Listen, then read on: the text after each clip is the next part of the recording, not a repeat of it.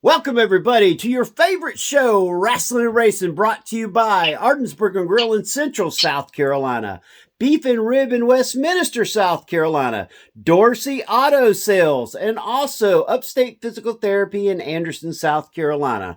Well, folks, we've been off a week, so a lot of things have happened. We've had a pay-per-view happen.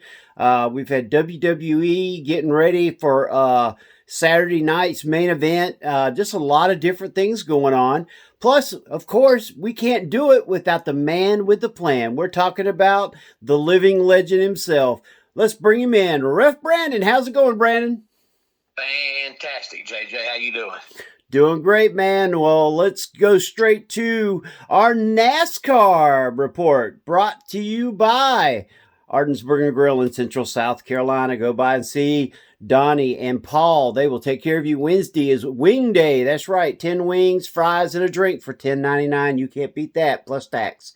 All right, let's go, Brandon. What happened in NASCAR yesterday? We're down to one more race to go. Yeah, yesterday we had the Martinsville race. It was called the Xfinity 500. William Byron brought home the win, followed by Ryan Blaney, Chase Elliott, Ross Chastain, Kyle Larson, then Ryan Preece, Christopher Bell, Joey Logano, Todd Gilliland, and Josh Berry rounded out the top 10. Now, this upcoming Sunday will be Phoenix, and that'll be the final race of the season, 3 o'clock Eastern Time. Now, Kyle Larson got in on points, and then the other three drivers that are in the Final Four are the three drivers that won the last round, which was William Byron, Denny Hamlin, and Chase Briscoe. So one of those four drivers will win the championship Sunday. So we got two drivers from Hendrick and two drivers from Gibbs. So one thing for sure, one of those two teams is going to win the championship. Now, I picked Kyle Larson when you and I did our early season preview back, I think, in either late January, early February. So I'd like to see Kyle Larson win just so I can say I was right, because I like being right. But at the same time, I'm not a Kyle Larson fan, so I'm not pulling for him. And we didn't bet, so if he don't win, I don't lose anything. But it does sound good being able to say you were right, but I just have a weird feeling that Denny Hamlin wins the championship. Well, you know what? I got a weird feeling he might also, but you know what? Crazier things have happened. I think this is going to be a high wreck race. I don't know why. I just feel like it's going to come down to two cars, and the other two are going to crash out. So, I And honest. I'm sorry. Go ahead. No, I was just going to say. Honestly, I'd like to see. The oh God, one. Jeez, I just went blank, Brandon. Uh, Briscoe. I'd like to see Briscoe win. I would too, just because it's his first year with Gibbs, so I think it'd be funny that as many years as Denny Hamlin has drove for Gibbs, he's never won a title, and then Briscoe signs there in his first year and goes out and wins the championship. But I was reading a couple of weeks ago, Jay, about them talking about going back to the old style of points, because even with the playoffs now, the TV ratings are dropping once September comes around. But I don't think there's anything NASCAR can do. I don't think it's the current playoff system. I don't think the old one's going to help. I just think football is so popular that once football starts, the only fans you're going to keep are the diehard NASCAR fans, the ones that like both like football better. So once September comes, there's nothing you can do that's going to make them watch. I think the only way you're going to be able to avoid the ratings dropping is you're going to have to start the season in January and end in September. And that way, once football starts, you're done. Now, NASCAR don't want to do that, but if you start the season a month earlier and then you race straight through, and then instead of the All-Star weekend being a 2-weekend thing, let the All-Star race be that Saturday and the Coke 600 be that Sunday, you can still run 30 races, whereas now it's 36. So you're only going to cut out 5 or 6 races, but it's better that way than to, race all September and all October and the first part of November and nobody watch. But now the diehard NASCAR fans, you're going to keep them. But the casual fans that like football and NASCAR both, once football starts, they're going to watch football. Nothing's going to change that. And I honestly, NASCAR, I mean, let's just be honest. They don't have a Dale Earnhardt right now. They don't have a Jeff Gordon. The guys that were polarizing. Jimmy Johnson, I think, killed the sport with his dominance and his what they called vanilla wafer uh, attitude. I mean, it was just and you and I talk about that all the time, and I've always said the same thing too about Jimmy Johnson. But NASCAR has the same problem baseball's got. Baseball doesn't know how to promote their players, and NASCAR's the same way. But NASCAR now, I mean, Chase Elliott is so popular, but he's popular only because he has the Elliott last name. But he has the personality of a tree. And there's just nobody in NASCAR now that has personality except Kyle Busch. Kyle Busch has always had one, but since he signed with Richard Childress, he's done nothing. So even though he's got personality, I mean, he's not running good right now. But as far as the top running stars, none have personality except Denny Hamlin. Yep. And he comes across as so arrogant, everybody hates him. He's the only one that has personality. Ross Chastain, the Watermelon Man. But, they just like, you look at, if you go to a local grocery store, you got all these, soccer players and golf players and football players appear on the Wheaties box. I couldn't tell you the last time I saw a NASCAR race on a Wheaties box. They just don't know how to promote their stars. Yeah. And until they do, it's going to hurt them. I agree with you. And, that's something that they need to look at. But you know what? They've supposedly been looking at a lot of things over the years and still can't seem to get it together. So all we can do, Brandon, is hope that next year will be better and hopefully there won't be too much of a silly season. I haven't heard a whole ton of stuff. Nothing that wasn't already planned before the year started that was going to happen at the end of the year. So I kind of agree. I think they need to kill a couple of races, a couple places where they go twice maybe. And maybe a couple places that are just not pulling in the fans either. I don't know. All these road races are killing me, but I understand the reason why they feel like they got to have a road race in there. But all you're doing is inviting your international stars over, and they're still not bringing in the fans by doing that. So we'll see how it goes. Well, Brandon, where was you this past weekend? I was at SWA Saturday night for Fight Mayor number 20, and we had 3 cage matches, and we crowned a brand new blood champion. And some of the folks here on the podcast might know who he is. Seth Stevens won the new blood championship Saturday night, and then Eric Riker, who's been on the show in the past as well, won the SWA Premier Championship Saturday night. So a couple of guests here on the podcast in recent memory both won belts Saturday night. Man, we need to get them back on the podcast. We need to talk to the champs. Yeah, they won the new blood belt and one won the premier belt, which is our world championship. We just call it premier title, but it's the world title. There you go, folks. There's where Ref Brandon was at this past weekend. And now we're going to get into a little bit of pro wrestling. But what we want to do tonight, we're going to do a little different stuff. We're going to kind of just briefly go over some AEW, WWE stuff that's happened over the past week. Then we got Saturday night's main event coming up pretty soon. So, Brandon, let's break it down first. WWE this past Monday night. The fallout from what happened with Seth freaking Rollins. What was your thoughts on that with the Vision turning on him? Well, it was something that we saw because of Seth's injury, but it was something we were going to see probably early next year anyway. They just kind of pushed it because of Seth's injury. But I got a feeling they're going to give Braun the world title, but I think it might be a little bit too early. But when Seth gets hurt, you never know, what's going to happen. It's not what you have planned, but, I mean, it's wrestling, so injuries happen.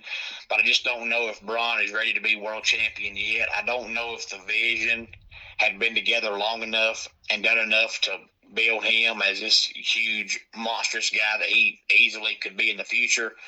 So I hope they don't give him the belt and push him too fast and kill his career. But I definitely think if he is ready, he'll be a great world champion.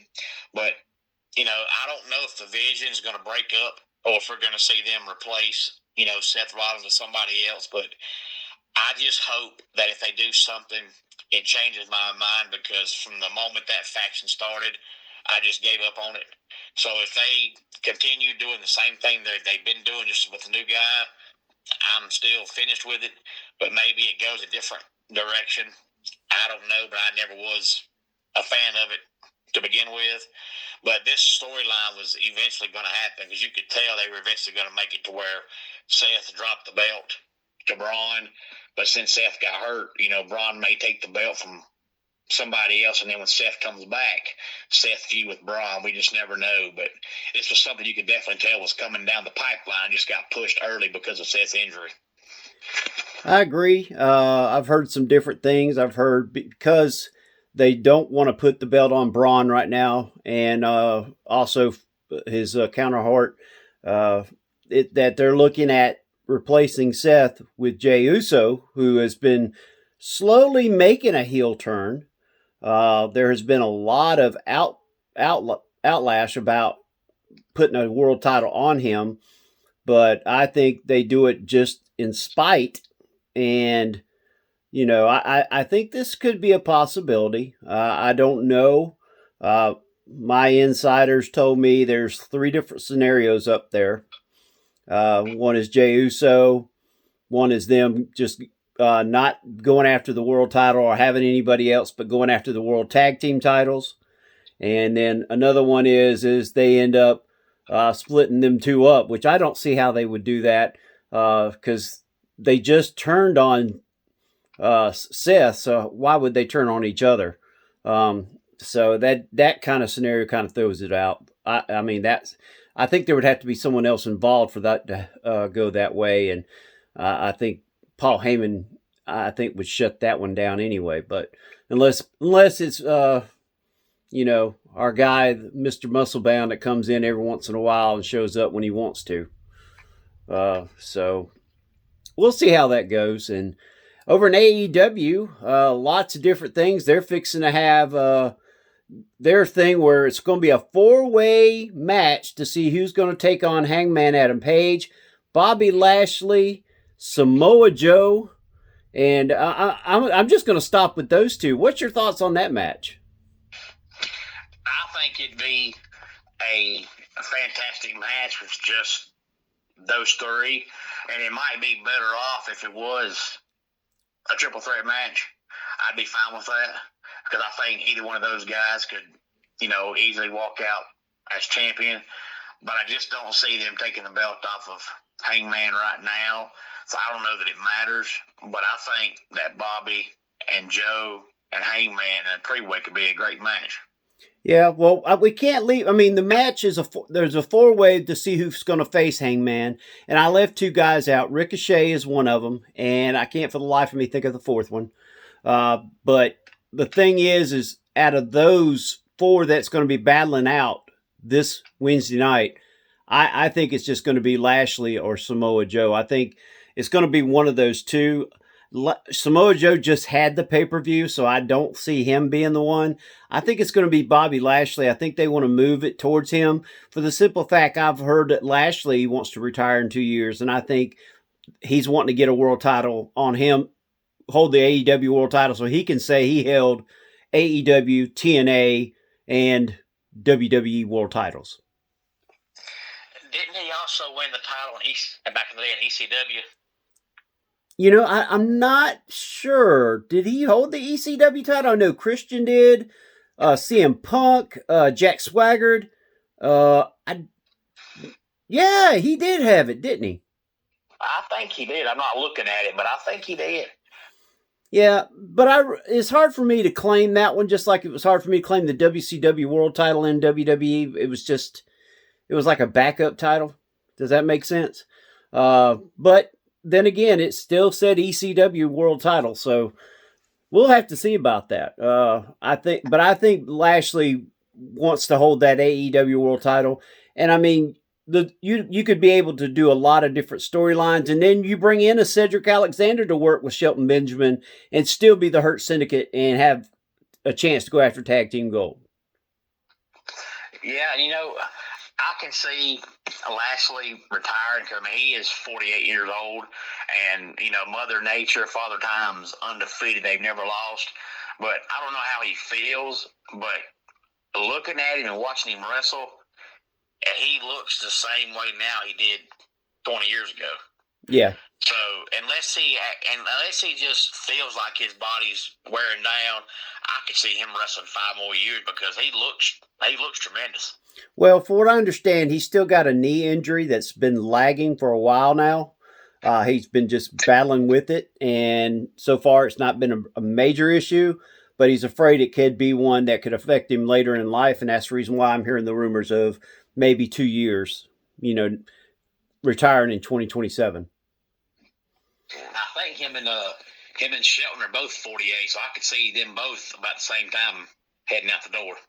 Yeah, and I think the reason why the reason why people are asking why 2 years, he's like, well, there's already 4 big names that's going to be leaving in 2026. I want to kind of go out on my swan song the way I want to go out. So I guess he doesn't want to share that big night, with anybody else, because you got AJ, Samoa Joe, and 3 others that are talking about retiring next year. Yeah. It could be a sad state in wrestling coming up at the end of 27 if the rumors are true. Mm-hmm. And AJ will be gone, and Lashley will be gone, and Shelton will be gone, and Samoa Joe will be gone, and Edge and Christian will be gone. Yep. I think now Edge and Christian, for what I understand, Edge signed a 5-year deal with AEW, but only was supposed to be wrestling so many matches. Of course, he did take a year off because of an injury. But for what I understand, he signed on with a 1% share in ownership, and also supposed to be a part of the production crew, or whatever they call it, producers. And I also don't know if you'll see the Hardy Boys around much longer. Matt looks like he's struggling big time. And yep. I don't know if you'll see Kenny Omega around much longer. It seems like Kenny's having more and more health issues. We might see quite a number of big-time wrestlers out the door in the next couple of years. Did you see the reemergence of the Hardy Boys where they go back there into the lake and come out as Brother Nero and Broken Matt Hardy?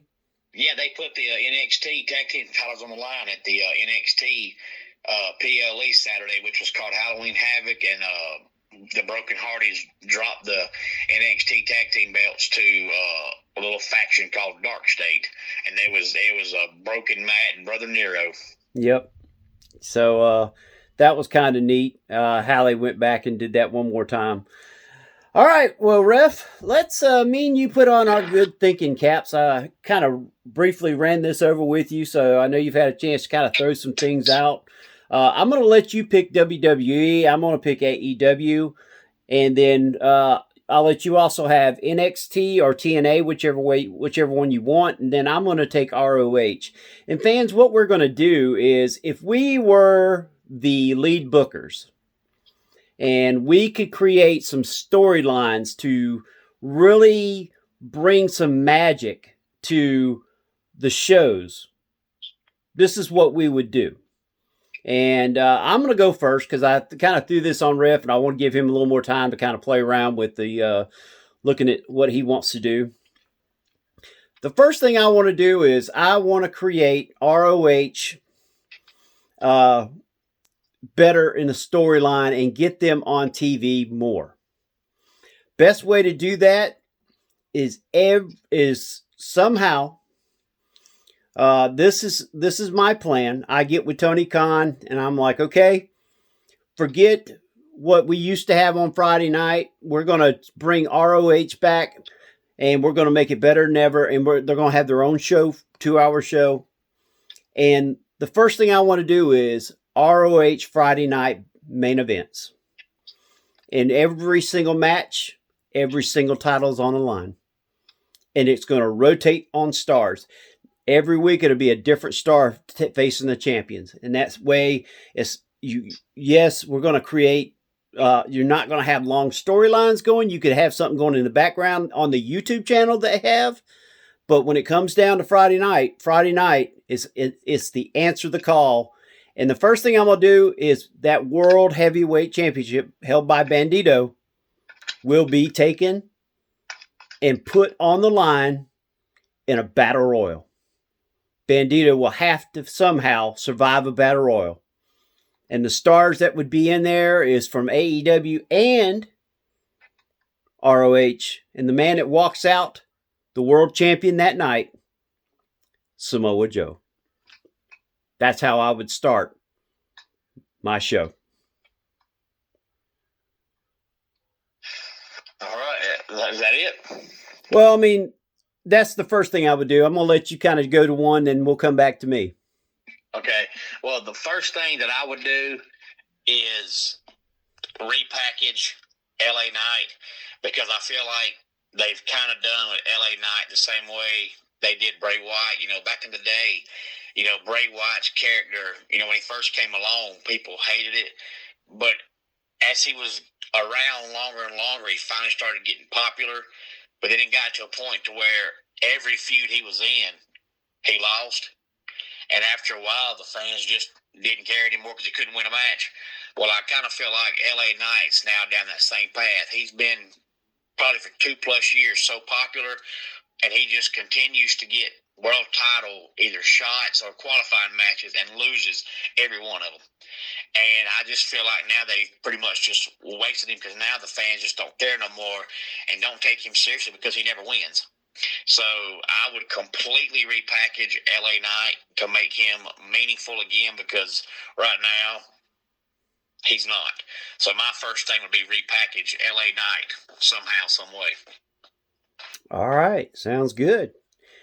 Next thing I want to do, I'm going back to ROH, the Women's Championship. Athena, the world champion.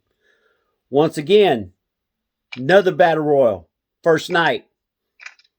She loses that title in the battle royal. Matter of fact, she's the first one thrown over, which means there's guaranteed to be a new champion.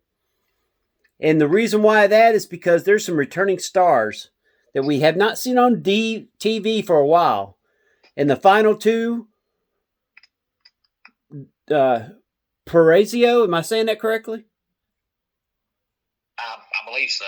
Parazio and DMD, Britt Baker. Britt Baker wins her first ROH World Championship, and she creates a feud with Parazio. Or Parazzo. I can't remember how to say that name, folks. Y'all have to forgive me. I'm Southern. I'm a Southern hick that just can't figure it out. I think that's the right way to say it. Yep. The next thing I would do would be somehow, some way eliminate some of the titles. They still don't have as many belts as AEW does, but I mean, AEW, everybody there's got a belt. But I'm old school, and growing up, Jay, you had 2 or 3 titles. That's all you had. You had a mid-card title, you had a world title, and tag team title, and that was it. So having a belt meant something. But when it gets to the point to where everybody on the roster is either a champion or battling for one of the 27 mid-card titles, the belts don't mean anything. And WWE is now introducing more and more belts, and I just feel like there's no sense in that, because it's kind of like kids now that play, and everybody gets a trophy. Well, it's kind of that way now with belts. Like, everybody has a belt, and I just feel like there's way too many belts, and some of these belts need to go away, especially when you have Raw and SmackDown both. So you've got a world title on both shows, and then you have a mid-card title on both shows, and then you have another mid-card title on both shows, and you have a women's title on both shows. And now NXT has 2 women's championships, and at one time you had Raw tag team titles and SmackDown tag team titles, and that's just too many belts. All right. Sounds like a game plan there. All right. In some ways, I'm kind of agreeing with, and that was kind of where I was going to go, but I'm doing it a little different. Because ROH is its own brand, their brand stays with their world title. It stays with their ladies championship, tag team championship, and 6-man tag team, and a women's tag team. Now, that's just because I want 5 matches every single Friday night. Now, as far as the other 2 shows, the world champion would rotate on both shows. Also, the women's champion would rotate on both shows. Now, the title that is the what is it? The Classic title, and also uh, the other version of the IC and the US title. One would go to Dynamite, and the other one would go to Collision. Kind of like what SmackDown and Raw do, except for that way you have a title, your mid-card title on each show. The same thing with the World Tag titles. I would want a tag team champion on both shows. And then the six-man tags, they would rotate also. I would not have six-man for Raw or six-man for Dynamite and six-man for Collision. There only needs to be one six-man tag team champions. So the only titles that would actually stay per show would be the mid-card title and the tag title. That would stay there, but the women's champ, the world champ, and then the six-man trios champs would be on both shows, and that's the way I would do it. And some of these other titles would probably go away. We wouldn't have a Ring of Honor TV championship. I don't see that. I mean, if you're going to have six-man world and, stuff, I don't see a TV title staying there. But, that's the way I'd start it. I'd see what the fans say about viewership and go from there. All right. Well, the next thing that I would do would be I would add, and it ain't got to be a particular match, but I would add at least one match to every WWE premium live event outside of the Big Four. Now, I may not do AEW and have 47 each time you have one, but to me, now that you're on the ESPN package and you're making fans pay $30, I just think 4 to 5 matches is not enough. Because when you watch Raw or SmackDown, you see at least 4 to 5 matches on there. So if I'm going to pay $30 extra to watch it, I expect to see more than what I would see on Raw or SmackDown. Now, back in the day, you paid $50, but back in those days, the matches 10-minute time limits. Yeah, the matches, a lot of times went a lot longer. Plus, there was always some kind of big debut or big return. Well, nowadays, there's not. It's basically just a extended Raw or SmackDown. So, to me, if you're going to make somebody pay $30, you have to give them more than what they would see on national TV. So I would add at least one match to every premium live event to make the fans seem like they're getting their money's worth. Because to make them pay more to see the same thing, it's not worth it. I agree. I think that's true. And that was like one of my further down things I was going to do with AEW is we would have a 2-night AEW event for the 4 biggest pay-per-views that they do during the year. Because when you're having 14, 15, 16 matches, it seems it's smart enough to put it amongst 2 nights and do it that way. I mean, they've got the stars that can be on there. And technically, he could do 20 matches by doing 10 apiece on there. So, I mean, and just kill 3 or 4 of the matches off, each pay-per-view, each night to where, you're still getting out of there pretty early and still put more guys on the show.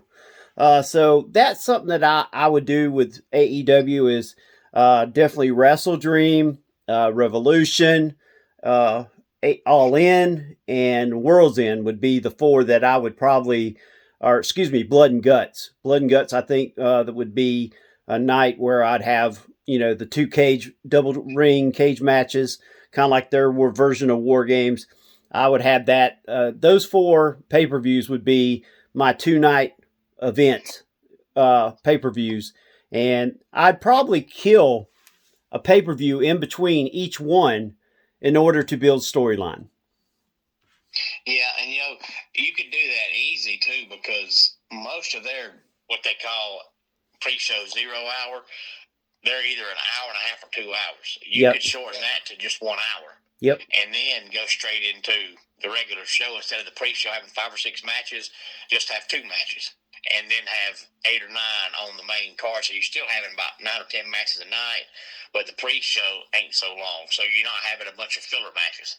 Exactly. And technically what you could do, and this is something else I was going to say, is have your Dynamite night 1, Collision night 2, and Ring of Honor would be split in half to open both shows as far as your startup show. You know what I'm talking about? Yeah. So Ring of Honor would have, of course, I was going to say 3 matches before the Dynamite show night 1, or Collision, whichever one you stick, depending on who's on the shows. And then, of course, night 2 would have Ring of Honor 3 matches going into the next one. So that way you would have plenty of opportunities to get as many people on the pay-per-view and at the same time get out of there before midnight. Yeah, I think that's a great idea. The next thing that I would do is very, very simple. And you've seen it back in the day when it came on USA, but since it's Netflix now, you don't see it. But they need to have Raw come on at the same time every week. And back when it came on USA for years and years and years, if they were overseas, they would tape it. 8 o'clock it came on. If there was the Kennel Club Dog Show, 8 o'clock it came on. But now, since it moved to Netflix, it's coming on at 6 o'clock, 7 o'clock, 8 o'clock in the morning, 9 o'clock in the morning, 7 o'clock in the morning. And this day and time with the dirt sheets out there and all these websites to go to, not everybody can watch it 8 o'clock in the morning. You know, there are kids that have school. There are adults that have to work.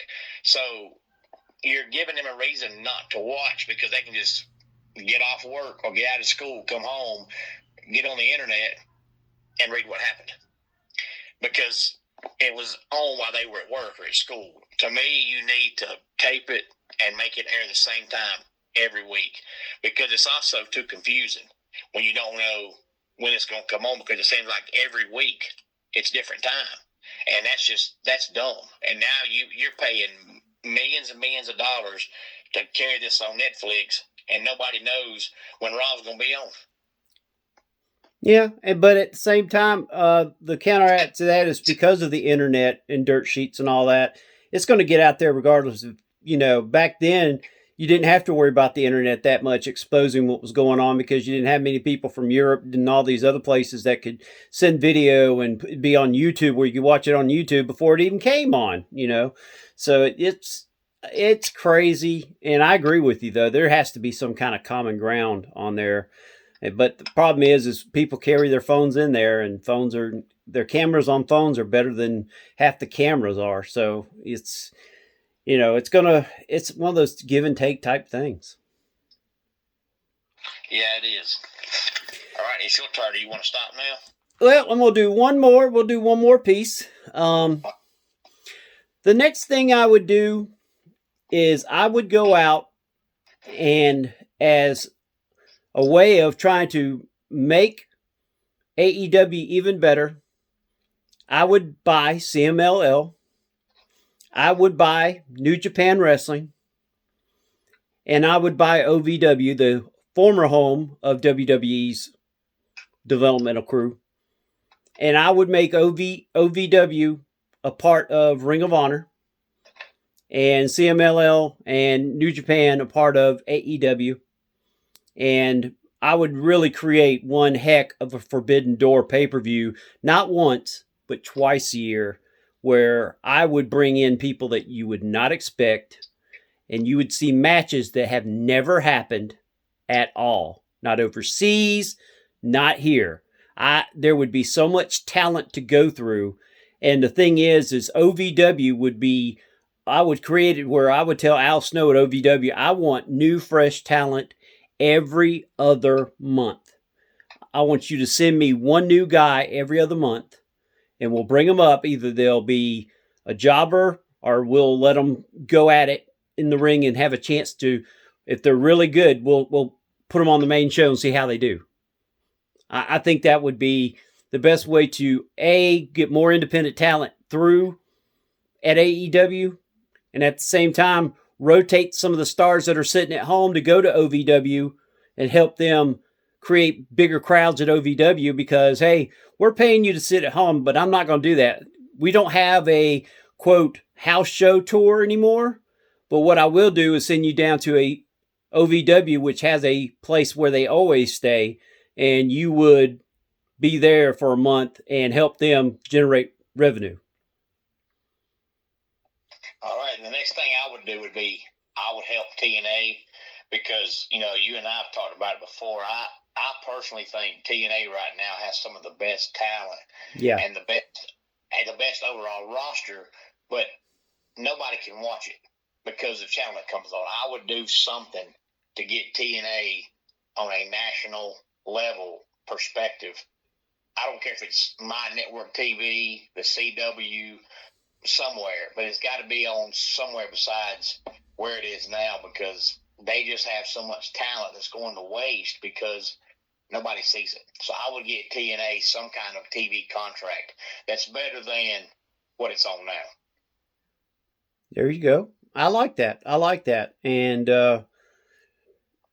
that sounds good. Well, Brandon, I think we came up with some pretty interesting ideas. Now, granted, folks, you probably will never see this happen, but you never know. So maybe somebody with AEW or WWE's like, hey, this Rassllin Racing guy's kind of got an idea. Let's bring him up there and put him on the production crew and see the writers group, and let's see what ideas they can come up with. That'd be very interesting, wouldn't it? They better pay me good because I'd be gone in a year. Anyway, Ref, tell us where you're going to be this coming weekend. This Saturday, I'm going to be in White County, Georgia. It's a little bitty town called Nakuchi, and they're having a benefit show for the Shriners Hospital. So I'll be there Saturday, 7 o'clock is going to be bell time. All right. And where can they find you each and every day? On YouTube, Ref Brandon and the Todd family, and I post just about every single day. It's mainly college football and wrestling, but I do also talk baseball, basketball, NASCAR, and I even do top 10 countdowns that sometimes aren't about wrestling or football or anything, not even about sports at all. Okay. Well, there you go, folks. Make sure you reach out and follow Ref Brandon and the Todd family on YouTube. Subscribe, like, and please comment. Let him know, hey, I didn't like the show. I did like the show. I'd like to see this top 10 countdown. Can the boss send me a signed picture for if I send $100? Whatever you got to do. Just make sure you leave a comment. Ref Brandon will appreciate it no matter what the comment is. But, of course, be classy. Don't leave nothing nasty, folks. I've seen some of this on YouTube, and it's just ridiculous. So, anyway, Ref Brandon, Todd family, great YouTube channel. Go and follow, subscribe, and like and comment. Also, you can catch it on GreenvilleSportsMedia.com. We do have the link on there. Folks, we want to thank you for listening to me and Ref Brandon each and every week. I know we have some off weeks, and I take responsibility for some of those off weeks. Well, actually, the majority of them. There's always been something that happens. I've been really busy with Greenville Sports Media, and that's no excuse, but I just want to let you know we do appreciate you following us, liking us, and subscribing to us each and every week. Thank you for listening. We want to thank our sponsors, Arden Burger and Grill in Central South Carolina, Dorsey Auto Sales on Whitehall Road in Anderson, South Carolina, Beef and Rib, Westminster, South Carolina, Upstate Physical Therapy out on Highway 81 in Anderson, and all of our other sponsors, Pepsi Cola, and of course, Greenville Sports Media that brings it to you each and every week. Folks, this has been Ref Brandon and Jay. Thanks for listening.